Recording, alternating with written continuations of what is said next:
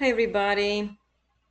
We are going to do a Bible study for few female characters in the Bible that had a great impact in the kingdom of God. It is going to be part two. We already had part one, and there are lots of women in the Bible, and we are just barely skimming at the surface. We have reached into the Old Testament and found all these women that had impact somehow with their character, kindness, love, compassion in the kingdom of God, and more than that. And let's dive in. I put first for lifting women up today. You are who you are looking into this Bible study. I got Proverb 31, verse 29 to 30. Many women do noble things, but you that you are looking surpass them all. Charm is deceptive. And some women they have charm. But after all, God says is deceptive and beauty is fleeting. Because you may be beautiful at 20 years old, but how about when you'll be 80? And that's why it says and beauty is fleeting. But a woman who fears the Lord is to be praised. And not just that, a woman at that age, like later on in the age, she has lots of wisdom, and you should be approach her than that. Every woman should be praised. It's how I see it. And it says, but a woman who fears the Lord, she is going on the steps of Jesus, serving the Lord, doing things for God. That woman who fears the Lord should be praised. And I believe you are the one, and you should be praised. And don't put yourself any lower. And if the enemy comes around and says you're not worthy, you are. God sees you, you are worthy. Anything like, oh, I'm not among the nobles ones. But look at the end of verse 30. If you fear God, you shall be praised. Okay, let's start. We start, so what is keep jumping from one to another.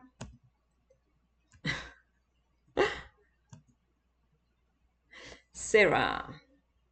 So we are talking about Sarah. So I picked up Sarah. I say we have lots of women. We are just in the Old Testament only, but they are like in the New Testament. There are lots of women that I can go through and we're searching through their life to see where's the character and what impact made in the God's kingdom. Then we are Genesis 12:1 and then verses 10 to 13 as well. Now, verse 1, the Lord had said to Abraham, well, he was Abram that time before God changed his name. Go from your country, your people, and your father's household to the land I will show you. Now there was a famine in the land, and Abram went down to Egypt. So first he's coming from the land of Chaldeans. It's more like a Babylon side there. And he comes and he has his wife with him. Sarah was his wife and they moved.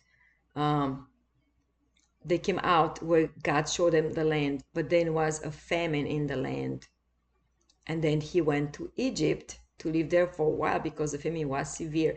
So every time, like they see in the Bible, there was a famine, they took refuge to Egypt because that was a considered a wealthy land. They had everything they wanted and needed. And so he went there. Sometimes people don't even ask, should I go there or here? Stay and let you hear the voice of the Lord telling you. Remember that when Jesus born, when Mary and Joseph, um, were taking care of him. But at one point, when these magi showed up, they the king want to kill every single, I guess, from newborn to 2 years old, two and down, all of those kids. And in the dream, God told Joseph, take the mother and the child and flee, flee to Egypt and stay there till I tell you so. But I'm not sure if the Bible doesn't say that Abraham heard from God saying he heard well to get out from his household and his mothers and fathers and move into the land God would tell him. But I don't think this time God told him to move away and go in Egypt even for a little time. Why? Because look what happened. As he was about to enter Egypt, now he remembers that, okay, I'm trying to enter Egypt and what's going to happen. He said to his wife, Sarai, I know what a beautiful woman you are. He knows because he knew it. Like among Egyptians, she was beautiful. When the Egyptians see you, they will say, this is his wife, then they will kill me, but we'll let you live. Say, you are my sister, so that I will be treated well for your sake, and my life will be spared because of you. So he's trying to save, I know everybody has their own mistakes in their life, but Abraham tried to save his skin, putting Sarah, his wife, in front of it, saying that she's just my sister, do whatever you want to do with her. And that was wrong. Now, we're not here to put Abraham down. We are here to see what is her character in this specific passage. And so Sarah, she was a humble woman, and she was obedient. And not just obedient to God, obedient to her husband. And whenever he said, she was okay with it, even though she knew she has to go on. If that would be the case, as her husband Abraham said is going to be, and she's portraying just a sister, she will be in danger in that Egyptian kingdom there. But even though she obeyed her husband, so obedient that she was extremely obedient, she could say, like, did you hear from the Lord? It's that okay to go? But when the husband said, let's go, she would not say anything. She would go and following her husband all the way. I know with the strong and mighty hand, God saved her. And but she's kindness, she was extremely beautiful, because whenever she will go, Abraham knew it's going to be a problem, and it was.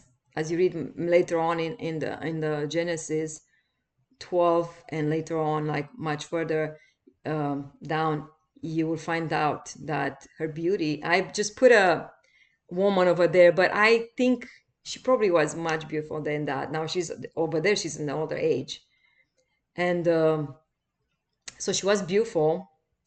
She was obedient. She was humble, and it's what I see those character. I see in other women.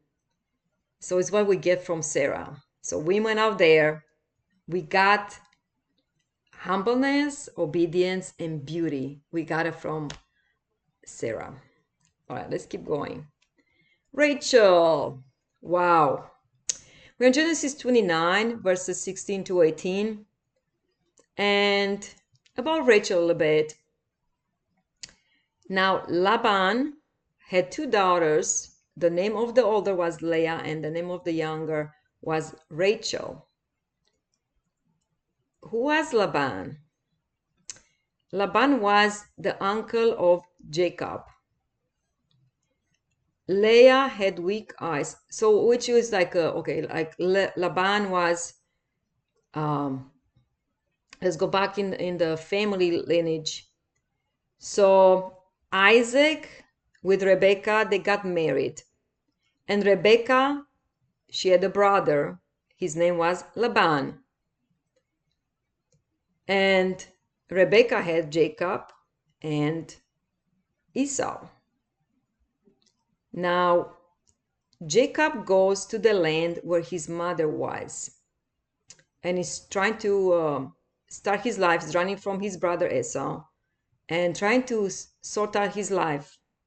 And he's pretty much more like not say like a fugitive, but he's running away, make sure he's not killed by his brother. And he goes in the land where his mother came from and married Isaac, and she moved away from that land going with Isaac. But he's going back where his mother was in that land. Now he goes in looking for Laban. Laban had 2 daughters that time. He only had 2 daughters. He didn't have no sons. Now he describes that why he didn't like Leah. Leah was the older one. Leah had weak eyes, which I would say Jewish people, they had like probably black eyes, and she might have lighter eyes. It's what I think it was. He describes it like weak eyes. She had weak eyes, but Rachel had a lovely figure and was beautiful. So women out there, all right, I just put that because that picture that she was actually tending the sheep of her father's sheep. Yes, she was a shepherdess. I'm not sure if you can call it like that, like a shepherd, and it was on the feminine side. And that time she was tending the sheep of her father. Jacob was in love with Rachel. As soon as he saw Rachel, he fell in love with her. Like the figure, beautiful, lovely. Lovely, it's the way she was, like outgoing, maybe laughing, maybe, just a young, she would bring like a young, I would say like more like a young spirit, into conversation. Like it would be like lovely, very lovely. And immediately he decided, well, he said it.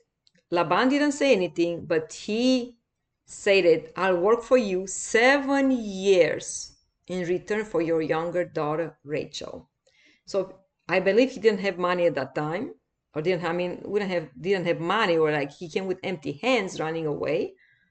And he's looking to get settled down, get a wife, and prepare, a place for new bride and have children and all that.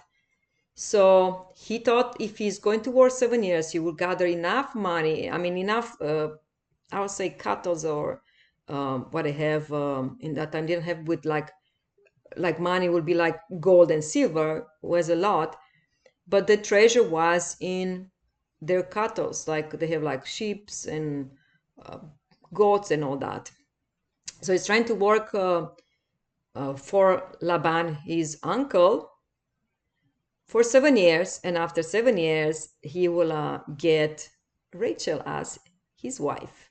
But things didn't turn that way because Laban worked behind the scene and tricked Jacob and gave Leah instead. So he had to work another 7 years. Now Laban said that he had to work another 7 years to get Rachel. So in all this, he had to work 14 years to get his lovely wife Rachel. 14 years. That's a long time to work, and especially for Laban, who was like trying to trick him, cut his wages down, and all that. So it was nothing, but at least he will see her around, smiling, maybe could talk to her as well. And like 14 years, it was just like a long, long time. But women out there, just don't think yourself that you are down, you are nothing, because in God's eyes, God sees you, you're lovely, you're beautiful, as Rachel was. And that's why Jacob got his eyes on her. All right, let's go next. Oh, sorry. Rahab. Wow. You think God will use just pure girls, pure and, without any blemish and anything else, But guess what? It's not so. Rahab, who was Rahab? Rahab was a prostitute. And let's read in Joshua 2:1. Then Joshua, son of Nun, secretly sent 2 spies from Shittim. Go look over the land, he said, especially Jericho. So then they went and entered the house of a prostitute named Rahab and stayed there. Her house was by the wall of the city. So it was easy accessible for the spies to look for the Holy Land. They were like spying to see, the walls of Jericho were like fortified walls. They're coming inside, and then he knew because this house would be like leading to the walls, and then they can get on the other side. They came back and tell Joshua what happened and what is in the land and what they have. That they would get prepared, like how many people they know to get to conquer Jericho. So these were the spies. But guess what? They ended up, so Rahab's house or place, I say house, was by the walls of Jericho there. And they ended up in her house. Now, there are like soldiers coming to find them. Like, oh no, we saw spies around. They knew they were spies.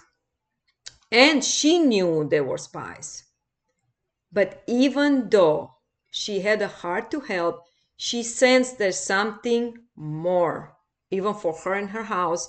But in these people, she heard all these stories.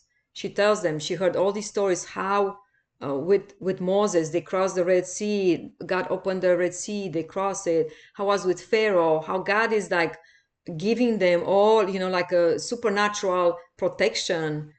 And she knew that if these people serve the mighty God, I'm in. And no matter what she did and who she was at that moment, she's like took like a blanket offer, like a jacket offer, and she starts serving people of God. So she's hiding them. That's what she has over there in the picture. It's called flax. But they probably just the remaining of it when they get from the ground. Maybe that might be for the animals to eat. And she's hiding. That's what we see on the top of the roof.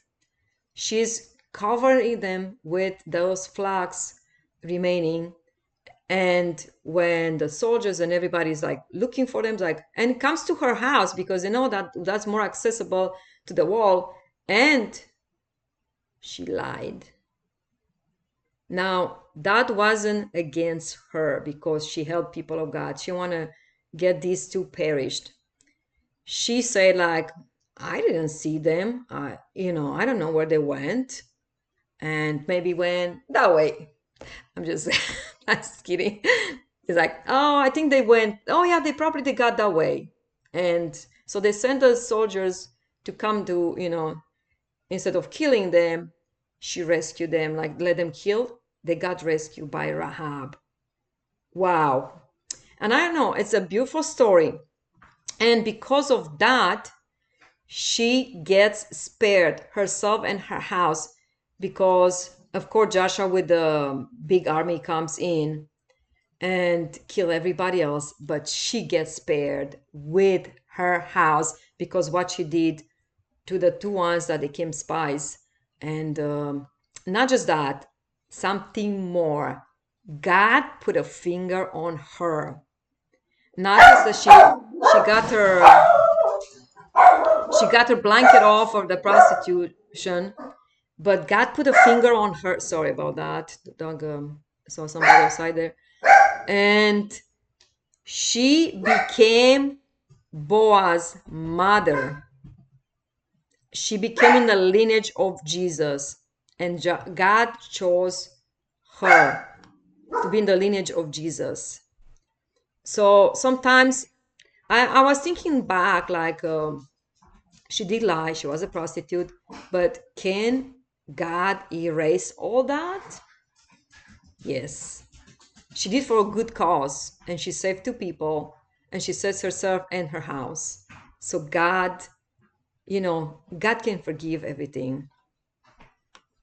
And what I see in her character to help, kindness, helping others.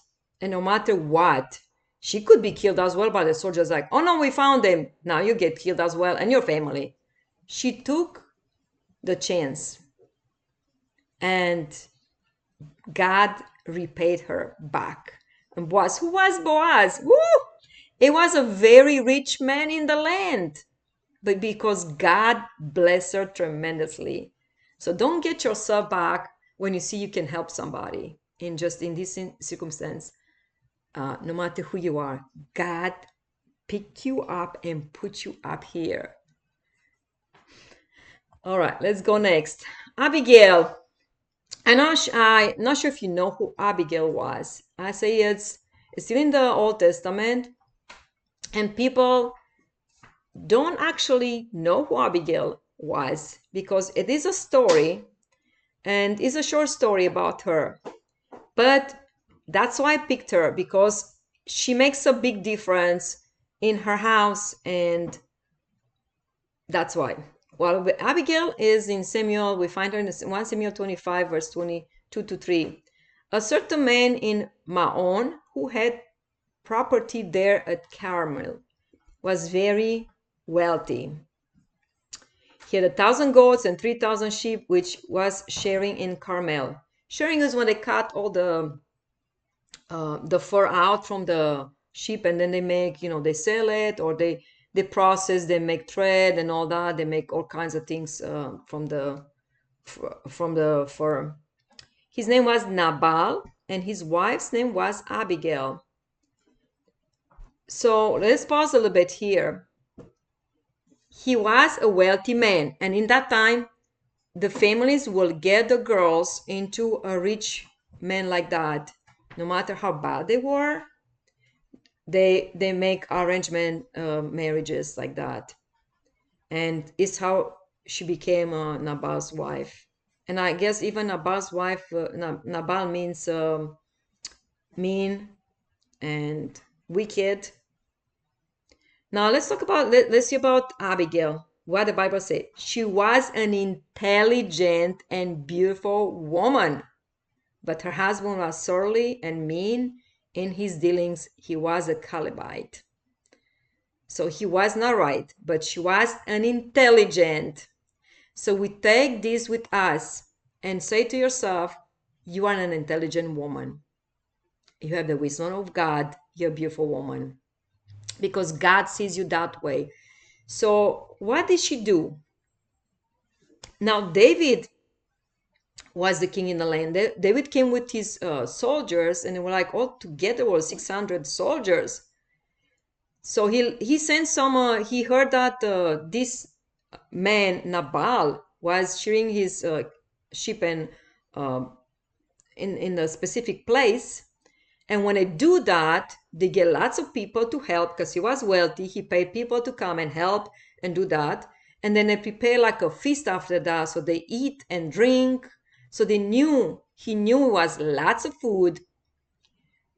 But when he sells his people there, he said, no, he's not going to give to David's soldier and nothing like wine, bread, you name it, some of the like they cut the goats and sheep and all that, they eat, they have feasts, big feast, more like a wedding, and they celebrate and all that. So, and he turned men of David down, and he said no. Wow. And he said that men of return back to David where he was. David got, didn't say furious, but he got with his soldiers coming against him. And so he's coming his way against him and says they protect their people and everything where they were around with the army. They protect this man Nabal and all his family, his, people they pay and everything that they had there. and he would not give the soldiers anything. So David is coming with his soldier, ready to kill him and destroy everything. His wife, not his wife, his what he had over there, his family, everything. He was determined to come and just make a mess of everybody else there. Now the wife, Abigail, that's why she's very intelligent. When she heard that David was turned down and the soldiers were turned down, she quick, you see the baskets over there? She had like filled up, and the little donkey, I probably had more than one donkey. She goes and gets everything what she has in the house and gathers bread, figs, there's like fig cakes, wine, everything what she finds around, and then she put on the donkeys and went towards David, where David was with the soldiers, just to spare her family. But in the meantime, they meet at the half of the way somewhere. And then supposedly this in brown here in the picture might be David, because she's talking to him.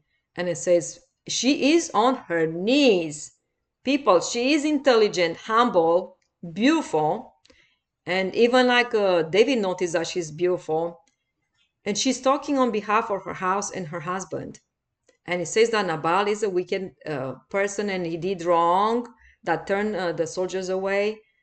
But then she's begging for mercy, for that would spare her family and everything else. And she got all these goods given to the soldiers. And even David, he is surprised. He's just like, more like froze just to see this beautiful woman on her knees with all these goodies brought to his soldiers. And he say, I spare you and your family and your husband's life today because you're humble and the way she was. So intelligent, beautiful, and humble. But I say intelligent, like just to save. She knew who her husband was, so she knew. And now, what happened after that? I'll just tell you about the rest of the story. Now she goes back home. David takes all what Abigail got for him, for the soldiers, and she goes back home, but found her husband, can't talk to her husband. Why? Because her husband was drunk. So learn from her intelligence. You don't talk to a man or a woman if they're drunk, because they can't process. There'll probably be a fight, will be like screaming, yelling, who knows what will go into it. She went home and then she saw he was drunk after he had a feast with everybody else, with servants and all that, doing the shearing of the sheep, working. She let him go to sleep, and in the morning when he got and his mind was all together and all that, told what happened the day before. And not just that, Nabal, he had like a bad heart, and for 10 days, and after 10 days he died. And guess what happened next? David married Abigail. He liked her when he saw her, a woman to be humble and do the, just, she is a peacemaker pretty much. So intelligent, beautiful, peacemaker, wisdom, because wisdom, she's dealing with her husband. She doesn't deal when he's strong. So she has all these qualities. David liked her a lot. And then when he heard that her husband died, he said, she deserves a better life. I'm going to marry her. And it's what happened. Let's go. Wow. You probably never heard about Shunammite. It's in 2 Kings 4:8-10. One day, Elisha, which was Elijah, and then his servant Elisha took over the mantle. So we are like the second round of prophets. Okay. One day Elisha went to Sunem, and a well-to-do woman was there. What he said? A well-to-do, which she had a heart of well-being, of helping, of it's what it says, who urged him to stay for a meal. Like she's like, please stay here, stay in my house, don't go anywhere else. I want you to be my guest. Wow. What we call this? Yeah. It's like she had a heart to give to others, to prepare a meal, to have, their company. So whenever he came by, he stopped there to eat. So because he knew he was welcome in the woman's house. Her name was Sunamite. She said to her husband. So one time, like he's coming by, we let him eat in our house, and he goes in his way. But one day, look at her. She said to her husband, I know that this man who often comes our way is a holy man of God. So she knew it. Like after so many times she's eating in the house there with them, she realized there's more than just a regular person. He's a holy man of God. Let's make a small room on the roof and put a bed and a table, a chair. And she's start doing that. So cleaning what she had upstairs there and getting the room ready, a chair and a lamp for him. Then he can stay there whenever he comes to us. Wow. Just like it'll be like a guest room. All right. It'll be well in hospitality job. Don't you think so? Like she's like, not everybody, like in some cultures they are just like that.